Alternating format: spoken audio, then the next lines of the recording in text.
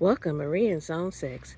Having gardened for decades, I think I've learned at least a few things, and I'd like to share some of those with you. This rose to the left of the front entryway is wet right now, and that's not due to rain. If you notice any kind of insect problem with your rose, then some great advice I'd like to give you is just take a hose, put it on jet, and hit at the areas of the plant, whether it be the leaves or the buds, where you see there is a problem.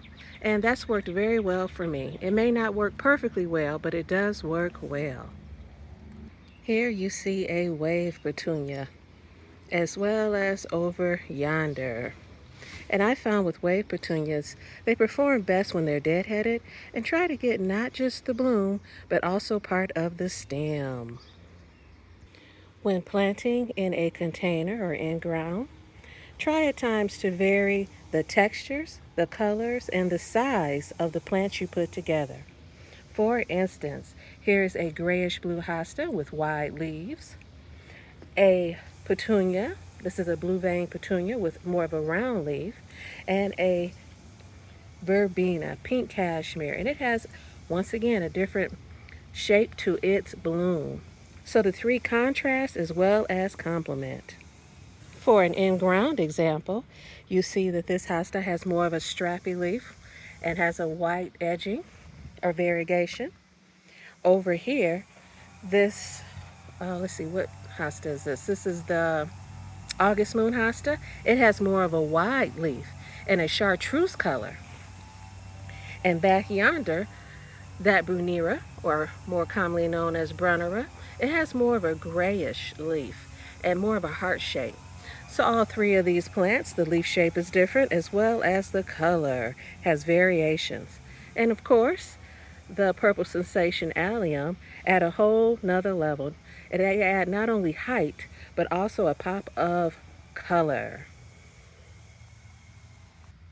Many plants in the garden tend to have a green leaf, a general green leaf, and it's good ever so often to add a leaf color that can kind of add dimension or depth to the area, such as chartreuse, or like this variegated Brunera, or maybe even a burgundy penstemon, which add interest as well as depth, because an all-green garden can sometimes look flat.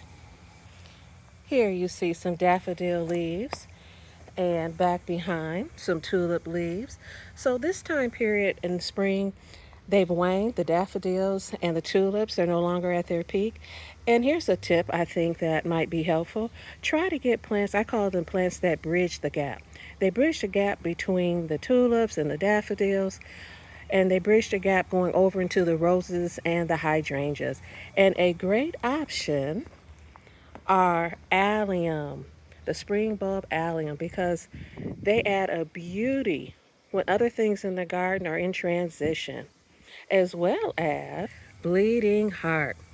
Bleeding heart looks good during the time of the tulips as well as the daffodils, but also after. And hosta, which may start to emerge during the time the daffodils and the tulips are at their peak. But that beauty continues on after the daffodils and tulips have waned. Thanks for watching and consider subscribing.